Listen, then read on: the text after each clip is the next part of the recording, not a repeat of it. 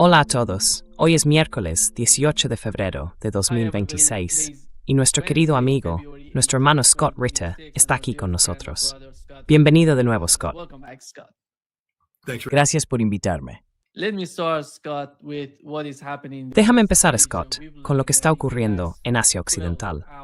Hemos sabido que en las últimas 12 horas ha habido un enorme movimiento de armas hacia Oriente Medio y todo el mundo se está preparando.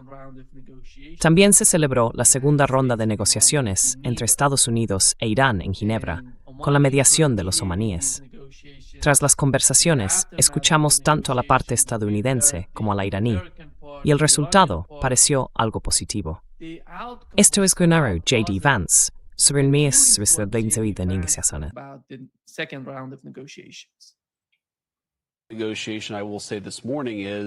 Diré que la negociación de esta mañana fue bien en algunos aspectos.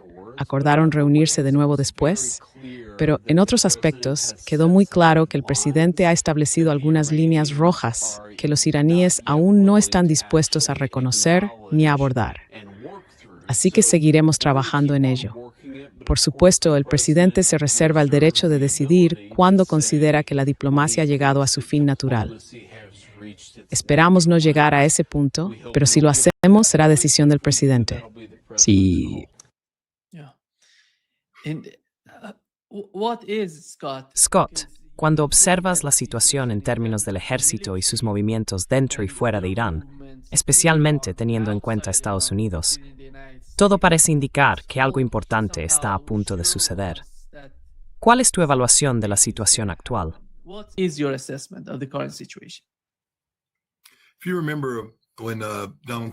Si recuerdas, cuando Donald Trump prometió a los manifestantes iraníes en enero que la ayuda estaba en camino, se habló mucho de que Estados Unidos iba a lanzar ataques militares dirigidos contra la infraestructura de seguridad iraní, supuestamente para evitar que los iraníes asesinaran a personas en las calles. Pero en realidad, el objetivo era suprimir la capacidad del gobierno para responder a ese levantamiento. En aquel momento, se le informó al presidente de que no teníamos suficiente fuerza militar en la región para lograr ese objetivo, y lo que es igual de importante, para protegernos de una represalia iraní, concretamente de ataques con misiles iraníes.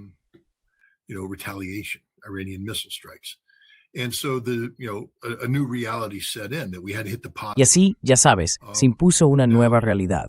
Tuvimos que pulsar el botón de pausa.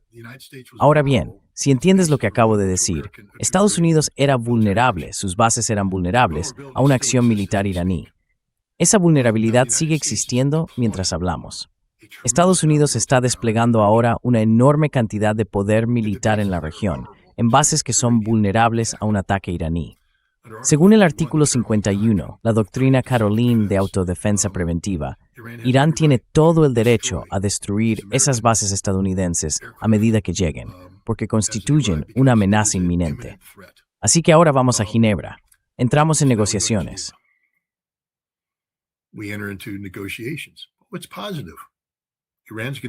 ¿Qué hay de positivo? Irán nos va a dar 2 semanas mientras consideran las opciones. Van a volver. Hemos acordado un marco. Son solo 2 semanas para que Estados Unidos ponga todos los medios en marcha.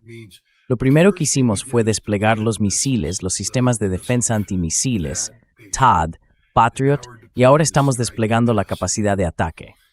Y cuando tengamos luz verde, tanto en defensa antimisiles y capacidad de ataque, el presidente apretará el gatillo, porque no tenemos ningún interés en una solución diplomática con Irán. No entiendo por qué el gobierno iraní aún no se ha dado cuenta de esto. Nuestro objetivo, nuestra meta, siempre ha sido el cambio de régimen.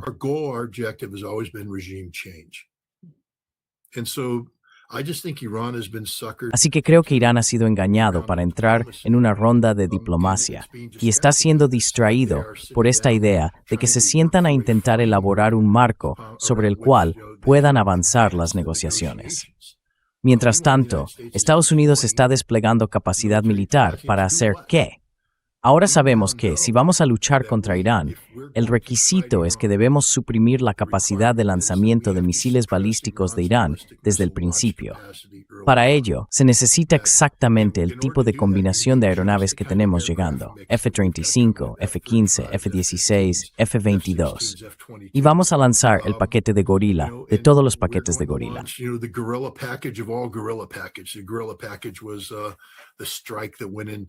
El paquete Gorila fue el ataque que se lanzó sobre el oeste de Irak al comienzo de la tormenta del desierto para eliminar los lanzadores fijos iraquíes que todos creían que se usarían para atacar a Israel. Vamos a entrar y golpear todas las armas conocidas, los operadores iraníes de misiles balísticos. Vamos a cubrir los cielos de Irán las 24 horas del día, durante una semana, en una campaña aérea ininterrumpida, de día y de noche. Si un misil sale de su escondite, lo atacaremos. Ese es el plan. Y mientras hacemos eso, vamos a destruir Irán. Cuando se observa lo que ocurrió en diciembre y enero, está muy claro. Sabemos lo que pasó. Estados Unidos, la CIA y otros han infiltrado más de 100,000 terminales de Starlink en Irán.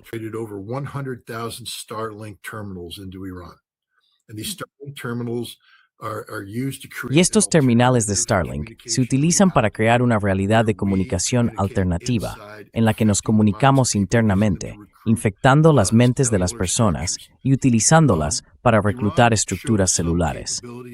Irán demostró cierta capacidad para suprimir e interceptar esto, pero en última instancia solo consiguieron cientos, quizá unos pocos miles de terminales. Estamos hablando de otros 70,000 u 80,000 terminales que aún existen, equipados con un software israelí especial diseñado para evitar la detección, Starlink, de estilo militar con salto de frecuencia, lo que significa que existe un enorme potencial para generar más disturbios civiles violentos.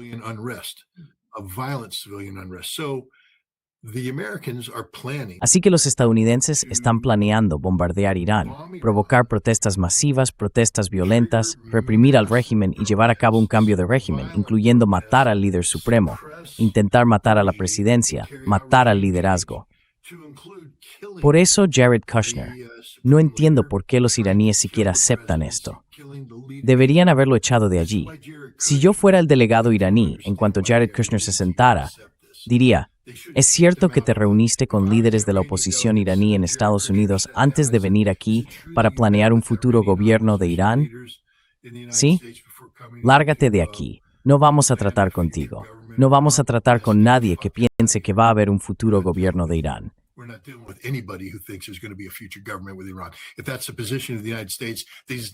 Si esa es la posición de Estados Unidos, estas negociaciones se han terminado. Y si envías otro maldito avión, perdona mi lenguaje, si envías otro avión a Oriente Medio, lo derribaremos preventivamente. Quiero decir, Irán se está preparando para fracasar aquí. Están negociando con un hombre que conspira deliberadamente contra ellos, lo que significa que no está negociando de buena fe. Entiéndelo. Si Jared Kushner se está preparando para formar un gobierno, ¿cómo podría estar negociando de buena fe? No lo está. Es solo para ganar tiempo. Y J.D. Vance prácticamente lo entregó todo, fingiendo que se trata de diplomacia, pero diciendo desde el principio: no, vamos a apretar el gatillo.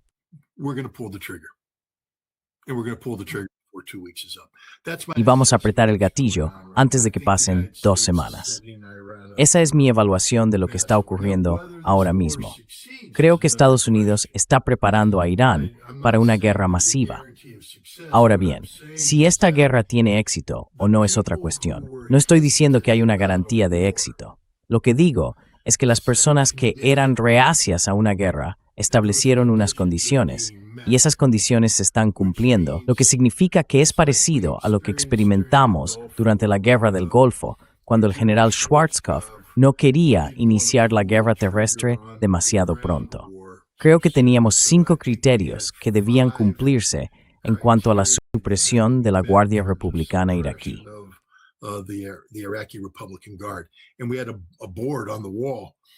Teníamos un panel en la pared que decía: ya sabes, rojo no, amarillo quizá, verde, adelante. El objetivo era ponerlos todos en verde, y eso significaba que podíamos lanzar la guerra terrestre. Recuerdo que a medida que avanzábamos y llegaba el momento de evaluar los daños de combate, cuántas cosas habían sido destruidas, Schwarzkopf se frustraba porque gente como yo decía que no estábamos destruyendo ciertos objetivos. Así que, finalmente, dijeron, vamos a cambiar la forma de calcular. Nada de más análisis, solo números. Si lanzamos X número de bombas, asumiremos que se ha destruido un cierto porcentaje. Ding, cambian las luces, guerra adelante. Y así fue como funcionó. Pero lo que digo es que eso mismo está ocurriendo ahora. En Saviontasture these Tower List Pengrano. Con todas las luces verdes para las cosas que tienen que suceder, y cuando todas se pongan en verde, se le dirá al presidente que lance. Pero el objetivo del presidente es encontrar una solución diplomática. La diplomacia, en la práctica pasada, es una determinación de acción futura. ¿Qué hicimos en junio? Prometimos a los iraníes negociaciones. Los adormecimos con una falsa sensación de complacencia y luego los bombardeamos. Ahora mismo tenemos a Irán involucrado en negociaciones. Obtuvimos un resultado muy positivo. Arachi dijo, es positivo, vamos a volver y a trabajar en este marco. Es una mentira. No hay ningún marco. No hay buena intención. No hay resultado diplomático. Hay un plan de cambio de régimen. Y la diplomacia, la perfidia que estamos llevando a cabo con Irán, forma parte de este plan para adormecerlos con una falsa sensación de complacencia, para que bajen la guardia. Y luego cuando todas las luces se pongan en verde, y se van a poner en verde muy pronto, vamos a golpear a Irán con fuerza.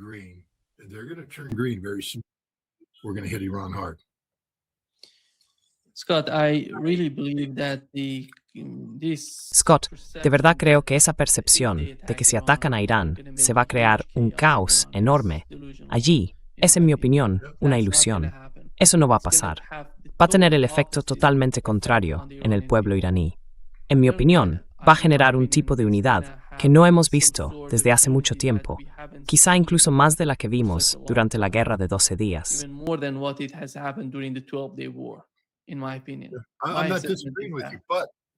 No estoy en desacuerdo contigo, pero solo para plantear un contrapunto. Estoy de acuerdo contigo, pero esta unidad tendrá un coste. Porque esta vez, de nuevo, ¿dónde estaba el Ejército de Liberación de Baluchistán en enero? No los viste por ahí, ¿verdad? ¿Dónde estaba PKK? ¿Los kurdos iban por ahí en sus camionetas? No. ¿Dónde está la Mujahideen Khalq? ¿Sus células se movilizaron en las calles, disparando a la gente? Y las células de los monárquicos, y los árabes de Abbas, y los Lur y los azeríes, todos esos grupos a los que hemos estado armando durante años, estaban en silencio. Estoy de acuerdo contigo. Creo que el pueblo iraní realmente cree en el sistema que tiene hoy. No es perfecto, pero es un sistema en el que confían.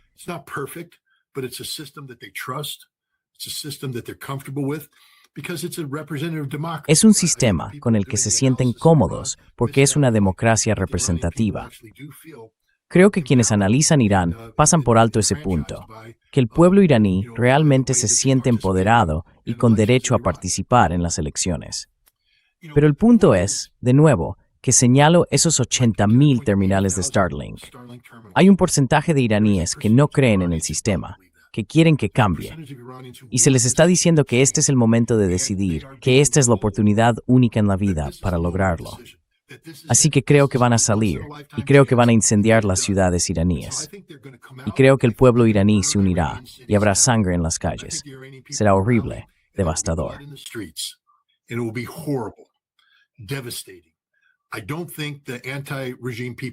No creo que la gente contraria al régimen vaya a tener éxito, porque incluso si matas a Ali Khamenei, y creo que vamos a matar a Ali Khamenei, pienso que es un hombre muerto.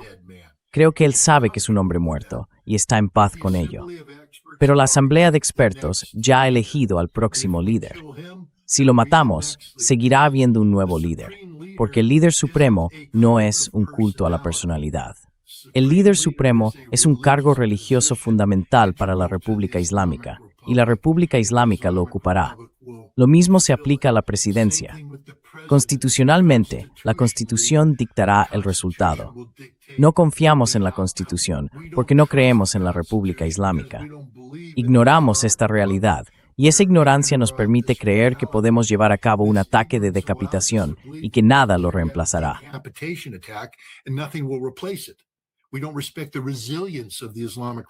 No respetamos la resiliencia de la República Islámica ni la resiliencia del pueblo iraní.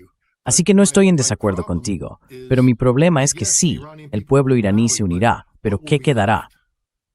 Ese es el asunto. No tengo ninguna duda de que fracasaremos en nuestro objetivo de hacer colapsar la República Islámica. Pero las consecuencias para el pueblo de Irán y para la región en su conjunto, y potencialmente para el mundo, porque sabes, creo que hay un 50% de probabilidades de que podamos suprimir gran parte de las capacidades de misiles balísticos de Irán. 50%. Eso no significa que Irán no vaya a atacar. Pero, por ejemplo, para poner Tel Aviv patas arriba, se necesitaría un bombardeo sostenido de misiles a lo largo del tiempo. Puede que Irán no sea capaz de hacerlo. Puede que estén enviando 1 o 2 misiles al día que logren sacar y disparar.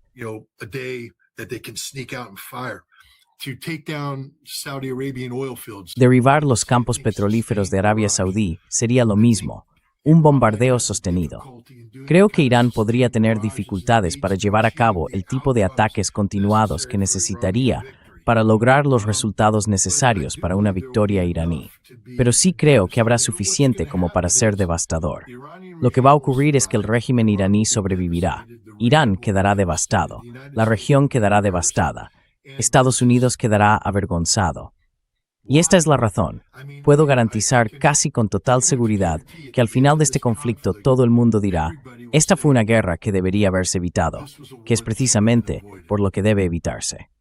Pero para evitarla, tenemos que ser honestos. No podemos escondernos tras el orgullo.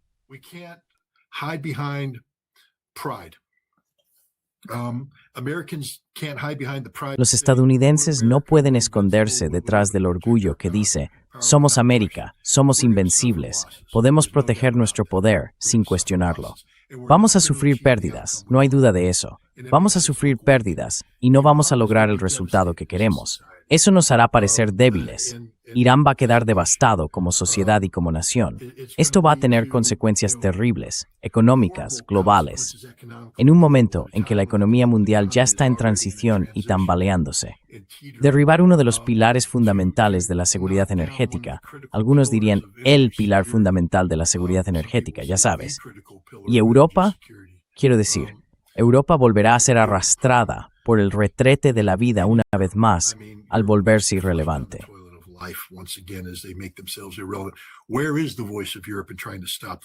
¿Dónde está la voz de Europa intentando detener esta guerra?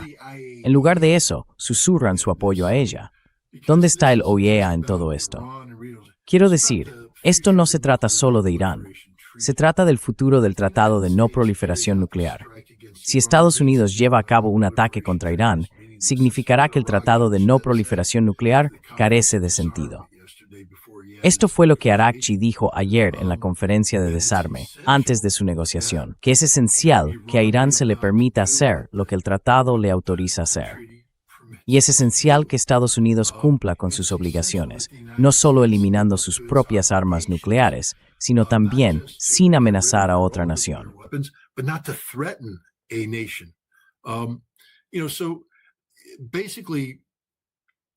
Sabes, básicamente, un ataque contra Irán va a alterar todo el orden mundial.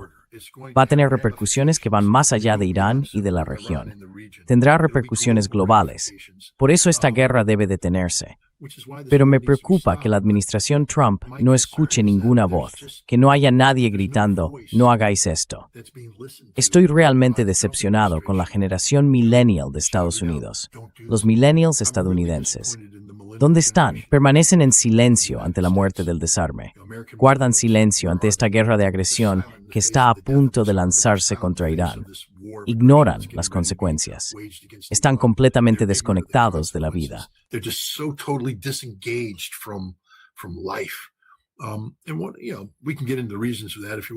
Podemos entrar en las razones de eso si quieres. No saben lo que significa ser estadounidense. No saben qué es la Constitución. No entienden la importancia de, ¿cómo era? el federalista número 10 y el federalista número 51, el peligro de las facciones y el peligro de la tiranía de los federalistas.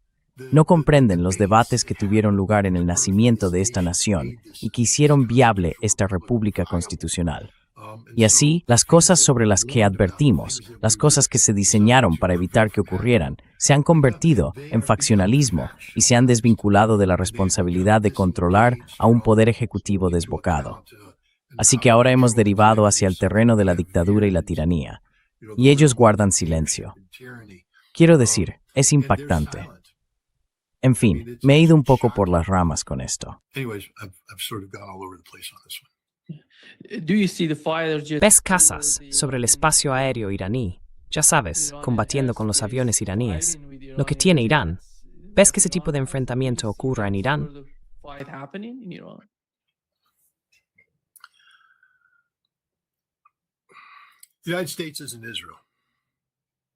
Estados Unidos no es Israel.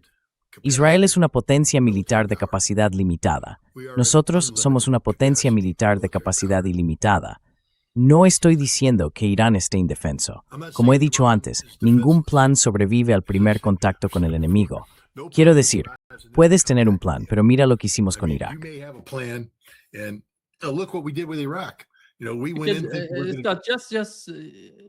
Según lo que he aprendido de Ted Postol, por ejemplo, mi comprensión es que estos cazas son mucho más vulnerables frente a los sistemas de defensa aérea. Por eso son tan, bueno, no sé cómo decirlo.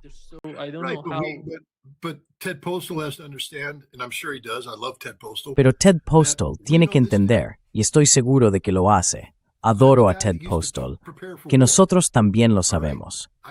Soy un tipo que solía prepararse para la guerra, ¿de acuerdo? Me preparo para la guerra estudiando a mi enemigo. Estudio las fortalezas de mi enemigo, intento encontrar sus debilidades y desarrollo tácticas para actuar. No entro en el ring de boxeo sin ver grabaciones del luchador y sin entender cuál va a ser mi estrategia. Sabemos cuáles son las capacidades de Irán. Las estamos vigilando. Una de las grandes sorpresas que surgió en junio, y creo que sorprendió a Irán tanto como a mí, fue el hecho de que DARPA había pasado una década o más examinando las vulnerabilidades de los conductos de aire en la instalación de Fordo.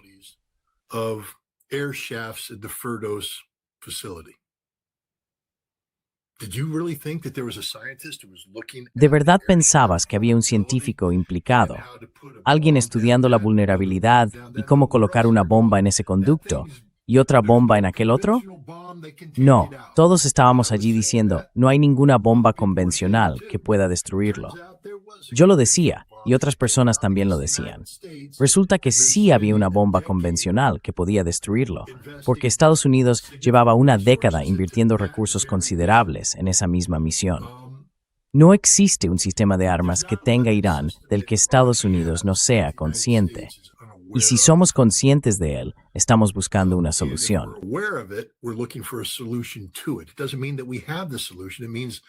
Eso no significa que tengamos la solución. Significa que estamos buscando la solución. Nuestro ejército no apretará el gatillo en un ataque contra Irán a menos que esté seguro de tener una respuesta adecuada a cualquier cosa que los iraníes puedan hacer. No queremos que nos tomen por sorpresa. No queremos iniciar una pelea de esta magnitud solo para decir, Dios mío, no vimos eso venir. Puede que sea algo como, vale, lo vimos, de acuerdo, el plan A no funcionó, el plan B no funcionó. Maldición, bien. Pero entonces tenemos un plan. ¿Qué pasa si eso tampoco funciona? ¿Cuál es el alternativo?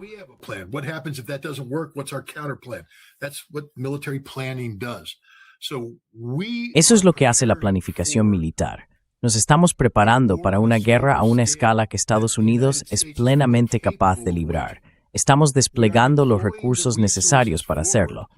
Y esta no será una guerra basada únicamente en lo militar. Ya hay un componente de guerra informativa en marcha ahora mismo. Quiero decir, las mentes de los iraníes están siendo envenenadas, se están movilizando células. Con suerte, el régimen de seguridad iraní está vigilando esto y preparado para interceptar y todo eso. Pero esta guerra se librará en una gran variedad de niveles. sentarse y decir que no podemos volar hacia Irán porque tienen S-400 o S-300. No, tenemos una solución para el S-400. Tenemos una solución para el S-300. Esos sistemas no nos son desconocidos.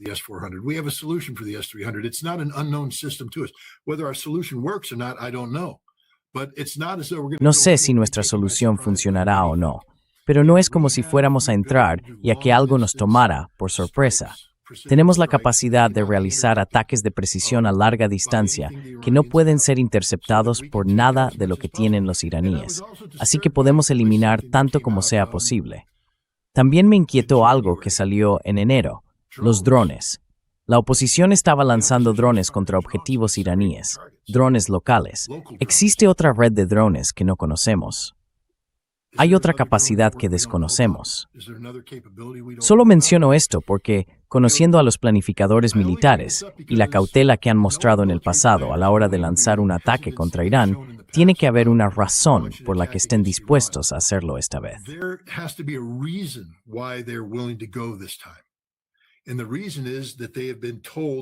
Y la razón es que les han dicho que tenemos soluciones para los problemas que existen. De nuevo, si esas soluciones funcionan, o si hemos identificado correctamente los problemas, no lo sé. Pero no creo que esta vez podamos decir que haya motivo alguno para que la gente se oponga a la guerra desde el punto de vista de los resultados. Si lo hubiera, lo dirían. El hecho de que personas que normalmente son reacias parezcan estar diciendo, de acuerdo, creo que ha llegado el momento de actuar. Significa que hay un grado de confianza en Estados Unidos que no es solo la confianza de los Lindsey Graham, los Tom Cotton y los tertulianos. Es la confianza de los profesionales militares que antes eran reacios, pero que esta vez parecen estar diciendo, bueno, si tenemos que hacerlo, entonces creo que podemos tener éxito.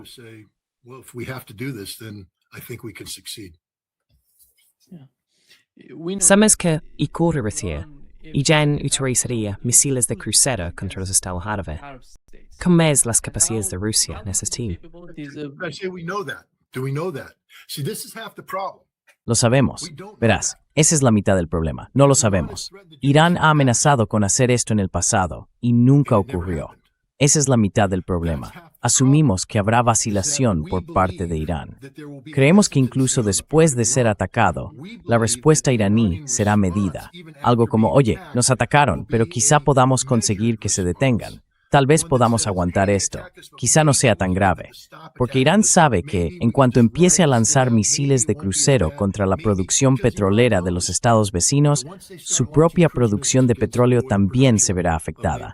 Es un arma de doble filo, y les va a perjudicar a ellos también. Así que Irán siempre duda. Siempre soy prudente cuando digo, sí, conocemos a Irán.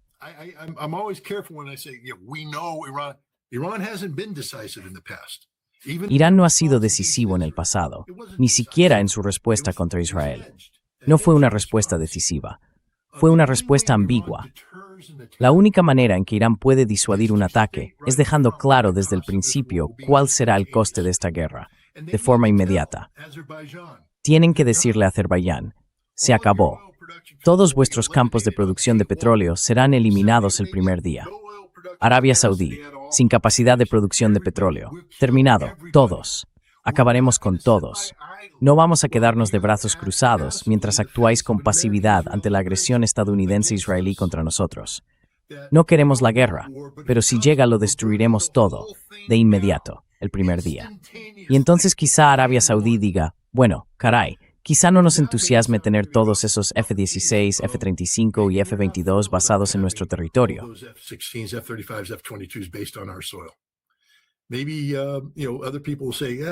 Quizás otras personas digan, sí, no vamos a hacer esto. Pero Irán no está haciendo eso.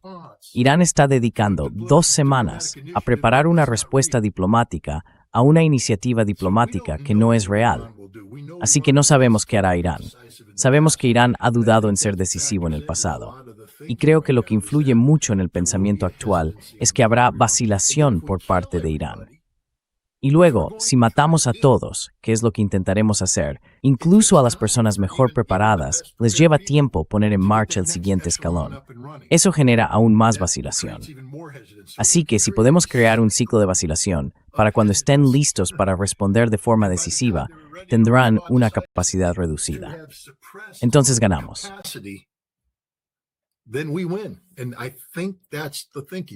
Y creo que esa es la lógica. Mira, de nuevo, soy estadounidense. No quiero que mueran estadounidenses, en absoluto. No quiero que mueran iraníes. No quiero que muera nadie. Pero si yo fuera iraní, le diría a Estados Unidos que mientras estas negociaciones estén en curso, no puede desplegar fuerzas militares en la región. Si no retiran esas fuerzas, tenemos que asumir malas intenciones y llevaremos a cabo un ataque preventivo. Poned a Estados Unidos sobre aviso. Pero ahora mismo, Irán está ahí sentado jugando a la diplomacia y dejando que Estados Unidos prepare el golpe de gracia. Quiero decir, ¿qué crees que va a pasar? Recuerdo que durante la Guerra del Golfo, todo el mundo estaba pendiente del despliegue de las fuerzas militares estadounidenses, y yo formaba parte de eso.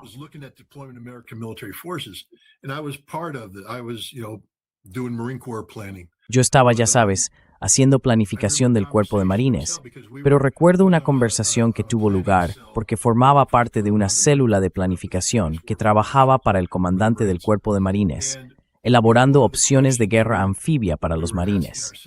Y una de las preguntas que nos hacíamos era, ¿esta planificación es teórica o práctica? Porque ya sabes, la asignación de recursos, ¿estamos haciendo algo hipotético?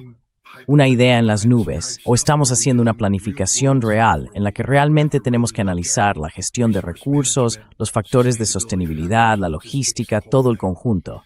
Y hacia octubre de 1990 había algo llamado TPFD.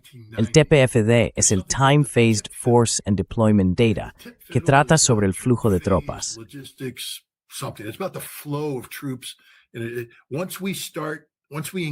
Una vez que empezamos, una vez que activamos el TPFD hasta cierto punto, una vez que haces que las cosas empiecen a fluir, porque recuerda, no se trata solo de aviones, sino de combustible, de municiones, de factores de sostenibilidad. Y esos factores de sostenibilidad tienen que ser en cantidades masivas, y hay que hacer que fluyan hacia adentro.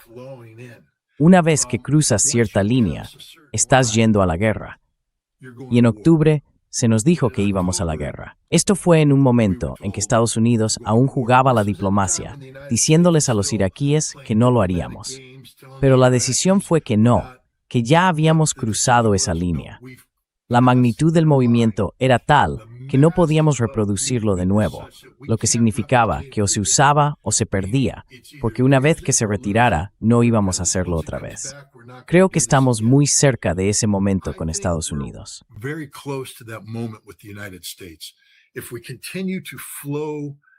Si seguimos avanzando con este material, llegaremos a un punto en el que los militares le dirán al presidente, estamos comprometidos con este resultado. Puedes retrasarlo un día o dos diplomáticamente, pero estamos comprometidos a librar una guerra. En octubre de 1990, era inevitable que hubiera una acción militar contra Irak a mediados de enero. Nada iba a cambiar eso. Así que supongo que lo que le estoy diciendo al gobierno iraní es que, si simplemente se quedan de brazos cruzados y caen pasivamente en esta trampa diplomática, Estados Unidos superará ese momento y no habrá nada que puedan hacer para cambiar el resultado, salvo un ataque preventivo que no van a realizar, porque Irán siempre vacila en el momento de la decisión.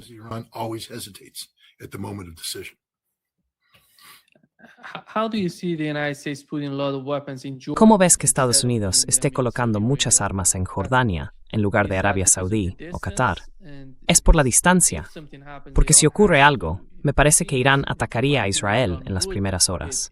Sea lo que sea que estén haciendo, empezarían con objetivos en la región, y luego Israel sería el siguiente, el objetivo inmediato de los iraníes. ¿Cómo lo ves? Porque si Irán empieza a atacar Jordania, Pabesen Perbitzik tu steed presión para atacar a Israel.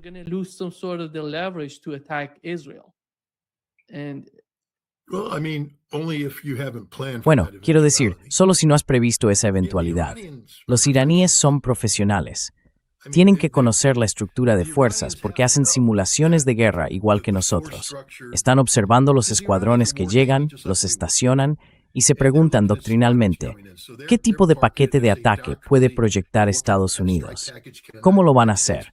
¿Ataques a distancia, ataques de precisión guiada, dominio aéreo?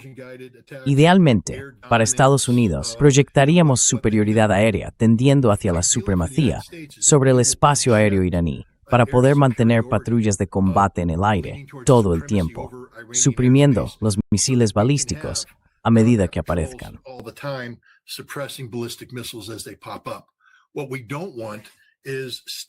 Lo que no queremos es un enfrentamiento, crear una zona gris en la que los iraníes puedan tener ventanas periódicas de oportunidad o de capacidad operativa.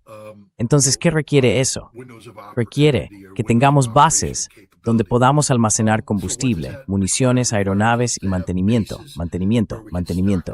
Y vamos a estar rotando estos aviones. Estaremos saliendo, regresando, aterrizando, saliendo de nuevo. Será un flujo constante de aviones. Y entonces los iraníes tienen que preguntarse, ¿dónde van a estar basados estos aviones? Jordania es lo lógico. Dos cosas.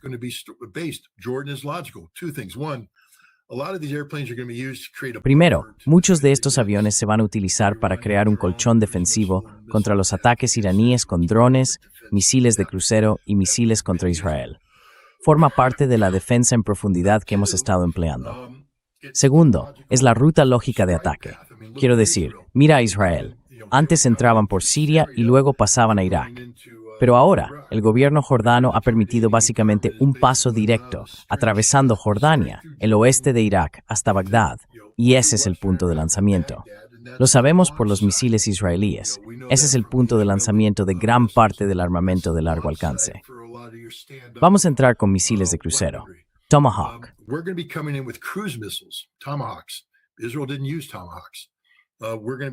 Israel no utilizó Tomahawks. Nosotros vamos a entrar con cientos, sino miles de misiles Tomahawk. Y entonces verás cómo proyectamos nuestro poder. Pero para poder proyectar poder aéreo sobre Irán, sabes, vamos a necesitar de nuevo, igual que en la tormenta del desierto, tener aviones cisterna KC-135 en el aire. Los aviones entrarían, se repostarían, irían, volverían, se repostarían y aterrizarían. Esos necesitan protección para las áreas de combate por defenderse de cualquier amenaza ni. Así que tal vez requiere un truchini rey de fuerza estadounidense. All of this requires a certain element of American military power. The Iranians have to be looking at that. Los iraníes tienen que estar observando eso, pensando en cómo vamos a usar nuestro poder. Entonces, simplemente se quedan ahí y dicen, olvidemos a Jordania, pasaremos por encima de Jordania y atacaremos solo a Israel. O reconocen que es necesario aplicar una supresión. Creo que desde la perspectiva iraní, se trata de una campaña militar que incluye suprimir cualquier base desde la que se origine el poder militar estadounidense. Y ahora mismo, Jordania la base principal. Así que, de nuevo, si yo fuera iraní, pondría al gobierno jordano sobre aviso de que el cambio de régimen tiene dos caras, que el reino hachemita no existirá cuando este conflicto termine. Simplemente lo presentaría como una declaración de hecho. Tiene que haber consecuencias por las acciones. También le diría a la Casa de Saud, un cambio de régimen en Irán significa que la Casa de Saud dejará de existir. Tenéis que jugar a este juego. Esta es una guerra existencial. Una guerra existencial. Irán quiere vivir en paz, pero ¿cómo se puede vivir en paz con vecinos que son pasivos o que facilitan esta próxima agresión estadounidense? Esta agresión estadounidense-israelí.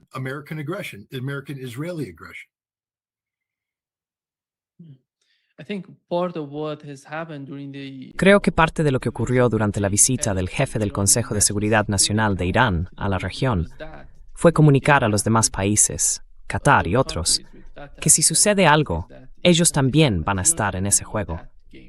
No importa si participan activamente o no, van a ser el objetivo. Creo que han enviado ese mensaje a los estados árabes del Golfo Pérsico.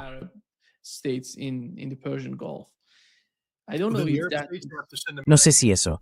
Bueno, los estados árabes tienen que enviar un mensaje a Jordania. Quiero decir, Los saudíes tienen que ir a Jordania y decir, lo que estáis haciendo es una amenaza existencial para nosotros y no lo vamos a tolerar. No se puede permitir que haya aviones estadounidenses en vuestras bases. On your bases. Scott, how many Tomahawk missiles? It could be. Scott, ¿cuántos misiles Tomahawk?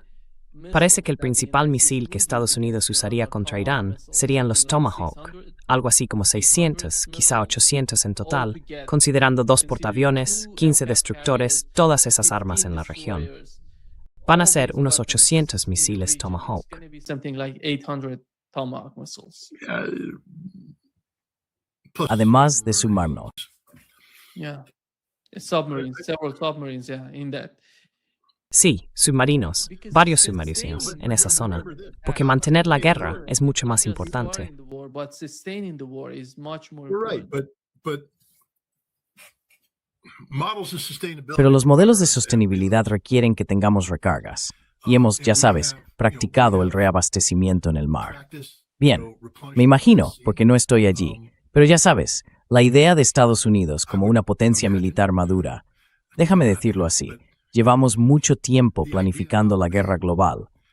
Y hay diferentes escenarios en una guerra global, uno de los cuales podría implicar que un grupo de combate de portaaviones participe en operaciones de combate que resulten en el agotamiento de ciertos tipos de municiones críticas, en los buques que componen el grupo de combate de portaaviones. Así que podemos reabastecer en el mar. No necesitamos ir a un puerto. Tenemos la capacidad de reabastecer en el mar. We have the ability to replenish at sea. And so a ship can come up to Así que un barco puede acercarse a otro barco y se transferirán armas entre ellos. Por tanto, no puedes limitarte a contar los misiles que hay a bordo. Tienes que entender que tenemos capacidad de reserva.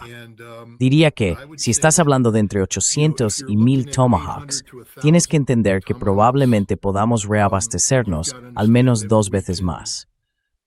Ahora bien, lo que eso dice sobre el resto de nuestra planificación bélica es otra cuestión. Ya sabes, Taiwán tiene que sentarse y pensar, un momento, si estás usando todos tus Tomahawks contra Irán, ¿qué te queda para China? La respuesta es nada, o muy poco. Es que somos un país maduro. Bueno, esto es lo que siempre advierto. We're a mature, this is what I always caution. People get mad at me. I know right now. La gente se enfada conmigo. Lo sé ahora mismo. No sé si esto es en directo. Seguro que lo es, ya sabes, en tu chat. Scott Reeder dijo que eso es una tontería. ¿América no es una potencia militar? Podríamos patearte el culo, ¿vale? No tenéis ni idea de nada si no entendéis lo poderosos que somos. Y no lo digo como un estadounidense arrogante. Es simplemente una afirmación de hecho. Nos preparamos para un conflicto global. Nadie más lo hace. Los rusos sí, desde el punto de vista nuclear. China empieza a pensarlo desde el punto de vista nuclear. Ninguna nación en la Tierra está preparada para una guerra convencional global. Ninguna nación excepto nosotros. Y nos preparamos para ello todo el tiempo.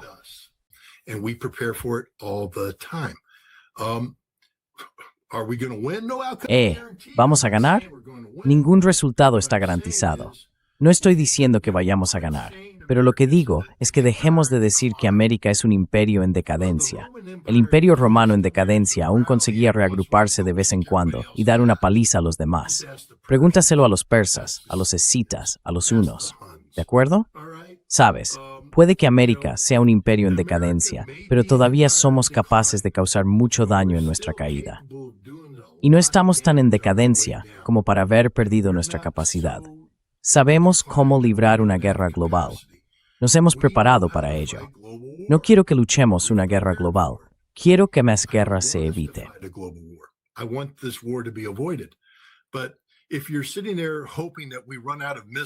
Pero si estás ahí sentado esperando que nos quedemos sin misiles, basándote en la carga de combate básica de los buques desplegados, entonces no entiendes cómo lucha Estados Unidos una guerra global. Porque estamos preparados para librar una guerra que dure más que la carga de combate básica inicial. Es como decir que enviamos un batallón acorazado y cuando se quedan sin combustible y proyectiles, la batalla se acaba. No, podemos rearmarnos, reequiparnos, repostar y seguir adelante. Esto es algo para lo que Estados Unidos lleva mucho tiempo preparándose. Es muy caro. No hay un resultado garantizado. Y ese es el otro peligro. Ya sabes, hacemos algo así y fracasamos.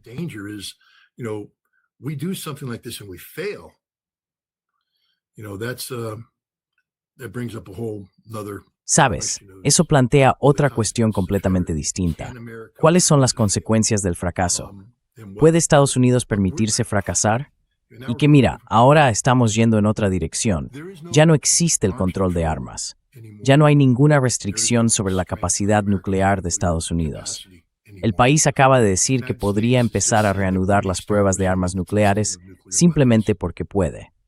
Sabes, nos estamos preparando para cargar ojivas en nuestros misiles Minuteman III, en nuestros submarinos Trident, para invertir la trayectoria que se había seguido desde que se firmó el Tratado START en 1991, para reducir el número de ojivas nucleares estratégicas de unas 30,000 a las 1,550 actuales. Ahora nos estamos preparando para volver a aumentarlo a 4,000, 5,000, quizás 6,000 ojivas.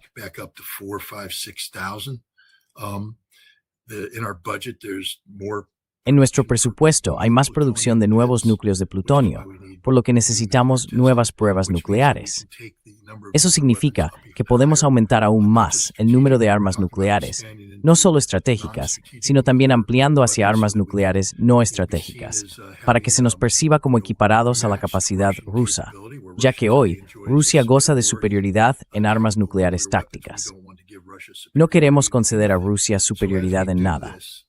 Así que, mientras hacemos esto, hay que entender que si vamos a poner tanto énfasis en la disuasión nuclear, no se trata solo de disuasión, sino de capacidad de combate nuclear. Entonces hay que preguntarse, ¿realmente vamos a dejar que Irán nos supere? Si vamos a hacer todo esto, invertir todos estos recursos, poner todo el peso de Estados Unidos detrás, ¿podemos permitirnos perder? La respuesta probablemente sea que no.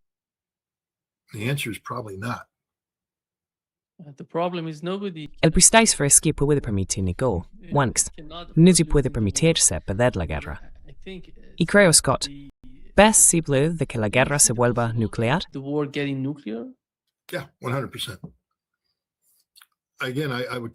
Sí, al 100%. De nuevo, advertiría al ayatolá sobre su deseo de hundir un portaaviones estadounidense. Puede que pronuncie mal su nombre.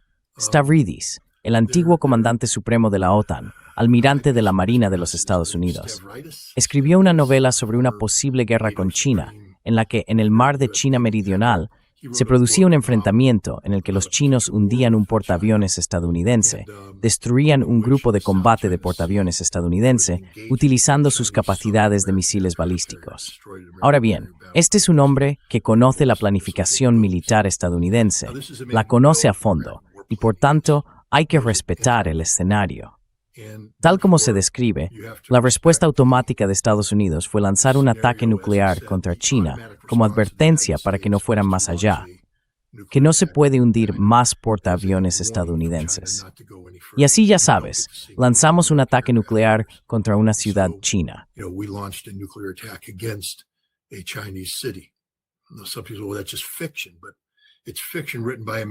Algunas personas dicen que eso es solo ficción, pero es una ficción escrita por un hombre que es plenamente consciente de lo que es la realidad. Yo diría que no podemos permitir que nadie hunda un portaaviones estadounidense.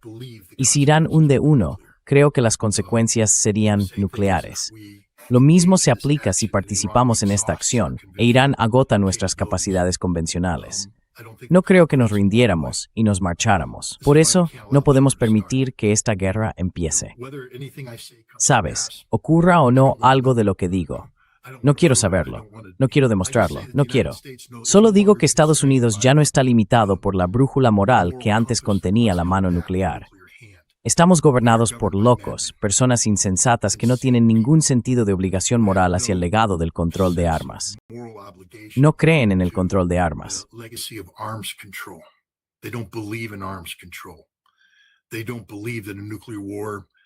No creen que una guerra nuclear no pueda ganarse. Creen que una guerra nuclear puede ganarse y que debe ganarse. No creen que nunca debamos usar armas nucleares. Creen que, puesto que las tenemos, Debemos usarlas, porque eso es una expresión del poder estadounidense. Estamos literalmente en uno de los periodos más insanos de la historia de Estados Unidos, donde una vez más vuelvo a mi condena a la generación millennial, que ha fallado a la República Constitucional estadounidense, porque no saben lo que es la República Constitucional.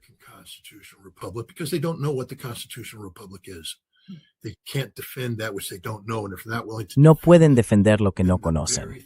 Y si no están dispuestos a defenderlo, entonces las mismas cosas sobre las que nos advirtieron los padres fundadores.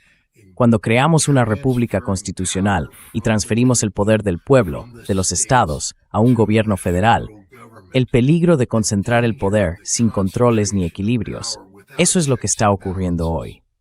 Todo aquello sobre lo que se advirtió en los papeles antifederalistas. Es curioso. Mucha gente dice conocer los papeles federalistas. No es así. Solo oyeron a alguien mencionarlos en un programa de debate dominical.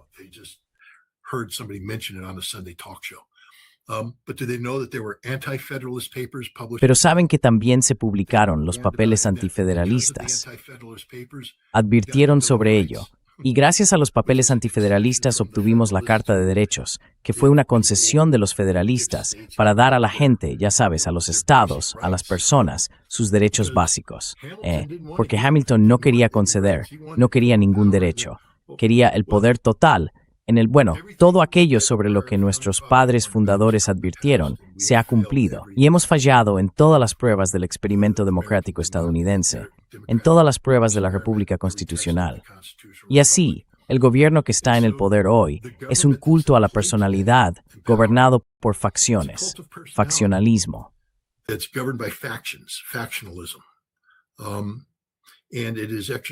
Y está ejerciendo un poder supremo sin ningún tipo de control ni equilibrio. Tenemos un poder judicial federalizado en el que, ya sabes, los tribunales estatales ya no tienen voz. Son anulados de inmediato por un sistema judicial federal que a su vez se ha vuelto faccional y ahora apoya a un partido político en lugar de apoyar a la Constitución. Es decir, todo aquello sobre lo que se advirtió ha terminado ocurriendo. Así que, cuando tienes a un loco, a un dictador, a un culto a la personalidad con el dedo sobre el botón nuclear, en un momento en que ha eliminado todas las restricciones relacionadas con las armas nucleares, no te sorprendas si el resultado de un conflicto existencial es una guerra nuclear.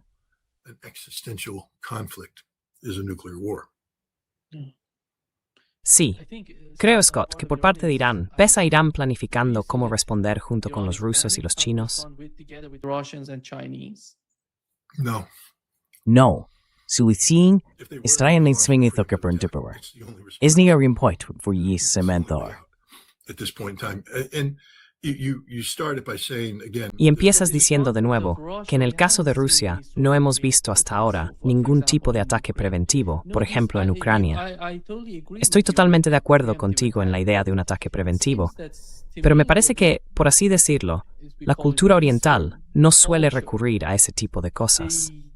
La cultura oriental no es Irán, Rusia o China, en mi opinión. Hasta ahora no ha llegado a ese punto.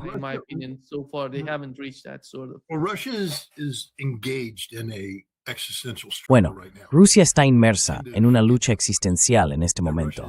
Tendemos a olvidar ese punto, que Rusia está hasta el cuello en una lucha por su supervivencia contra Occidente y Ucrania. Es una guerra que no pueden permitirse perder, así que su atención y sus esfuerzos están centrados en esa guerra. Van a apoyar a Irán, pero el verdadero actor aquí sería China. Si yo fuera chino, porque entiéndase esto, Irán es un proveedor importante de energía para China, y el objetivo es que lo sea aún más. El éxito de los BRICS depende de Irán. Si se permite a Estados Unidos eliminar físicamente a un miembro de los BRICS, eso establece un modelo que puede repetirse una y otra vez. Así que a medida que los BRICS intenten expandirse, empezaremos a eliminarlos uno por uno. Y ya sabes, no vamos a eliminar a Rusia, China o India. Corromperemos a la India del mismo modo que corrompimos a Venezuela. We'll corrupt India the way we corrupted Venezuela, but we can take Brazil out in a heartbeat. Pero podemos eliminar a Brasil en un abrir y cerrar de ojos. Podemos eliminar a Sudáfrica en un abrir y cerrar de ojos. Así que quitamos la B y la S y todo lo que queda es RIC. Y luego empiezas a eliminar a la gente que se une después. Es una sentencia de muerte. Así que China debería dejar claro que un ataque estadounidense contra Irán significará que ya no habrá límites en el enfoque de China hacia Taiwán. Ahora has creado un dilema para Estados Unidos, porque, verás, no podemos librar dos guerras al mismo tiempo. No podemos luchar en esta gran contienda existencial contra Irán y defender Taiwán al mismo tiempo. Así que si China dejara claro que si Estados Unidos ataca a Irán, todo vale respecto a Taiwán. Bueno, ya sabes, nadie está dispuesto a hacer eso ahora mismo, porque todos siguen creyendo que Estados Unidos se toma en serio la diplomacia. No es así. No nos la tomamos en serio. Te estamos dando un golpe bajo.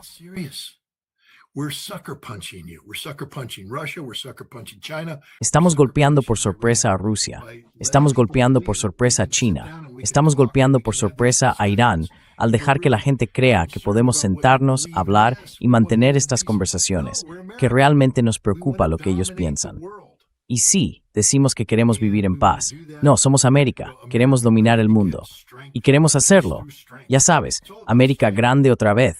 Fuerza, paz a través de la fuerza. Todo se trata de fuerza. Eso es todo. Y ya sabes, Rusia, no digo que se libre, porque Rusia está confrontando a Occidente en Europa. Quiero decir, esta lucha en Ucrania es una batalla existencial entre Rusia y el Occidente colectivo. Una en la que Estados Unidos ha dicho sabiamente que deberíamos retirarnos un poco. Excepto que en realidad no nos retiramos.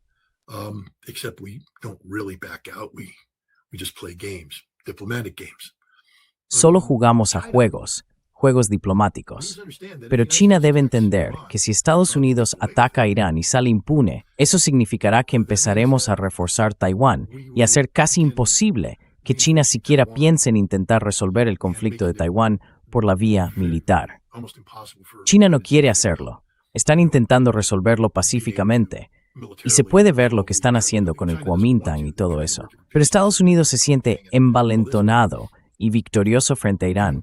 Revertiremos nuestra política de una sola China y reconoceremos a Taiwán, porque veremos eso como la forma definitiva de contener a China.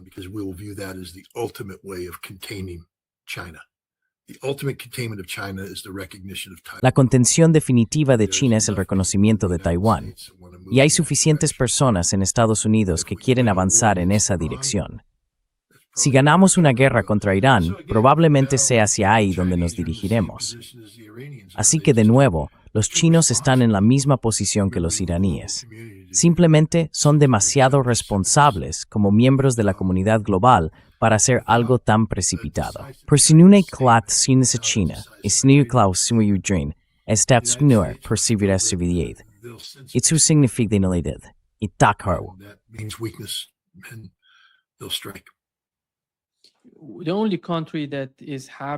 El único país que estaría contento si ocurriera algo entre Irán y Estados Unidos es Israel. Están presionando muchísimo, lo quieren. Y Netanyahu, ya sabes, su principal objetivo en la vida, su meta definitiva, en mi opinión, es una guerra entre Irán y Estados Unidos. Y parece que está cerca de lograrlo. ¿Cuál sería el resultado de una guerra así, la que acabas de mencionar? El resultado sería devastador para Irán y para la región. Pero, ¿cómo ves a Israel en una guerra así, en las secuelas de una guerra de ese tipo?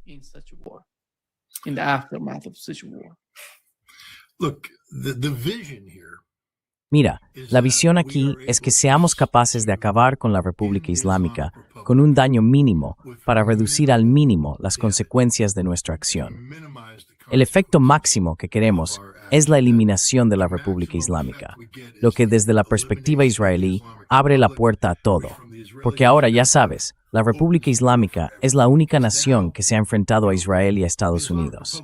Si eliminas eso, eliminas el eje de resistencia, y todos los países árabes del Golfo se convertirán en estados serviles y obedientes de un Israel y unos Estados Unidos más poderosos. Eso es lo que son los acuerdos de Abraham, un vehículo para el empoderamiento colonial de Israel.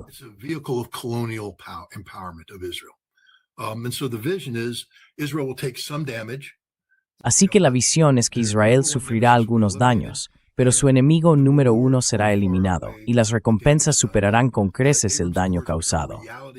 Los acuerdos de Abraham se harán realidad. Israel será ungido como el señor económico de la región. Todas las naciones árabes estarán ahora subordinadas a Israel, y Estados Unidos se quedará atrás como el Señor Supremo y gobernará sobre ello. Así que creo que esa es su visión. Creo que es una visión estúpida. No estoy de acuerdo con ella. No creo que tenga éxito. Pero Israel entiende que este es el peligro de tener aún ¿cuántos años tiene Netanyahu ahora? 77, 78, un hombre con mala salud. Es tan egoísta porque simplemente intenta preservar su legado. Because he's simply trying to preserve his legacy. The legacy of Benjamin Netanyahu is the man who brought down Iran. El legado de Benjamín Netanyahu es que es el hombre que derribó a Irán, sin darse cuenta de que la consecuencia podría ser que también sea el hombre que destruyó Israel. Israel es uno de los países más peligrosos del mundo, si no el más peligroso, debido a su capacidad sin restricciones para iniciar la violencia a voluntad, sin consecuencias. Me gustaría que Irán, al menos esta vez, hiciera que Israel afrontara consecuencias serias por la violencia. Para dar en esa oportunidad. Hirieron a Israel, pero no lo suficiente. Lo dejaría ahí o cerrarán tu canal de YouTube. Y por desgracia no lo he hecho también. Your YouTube channel will get shut down. And I got to go, unfortunately, too. So that's probably Okay. Thank you. Gracias, Scott. Muchísimas gracias. Un gran placer, como siempre. Always. ¿Vale? Gracias. Bye bye. Adiós.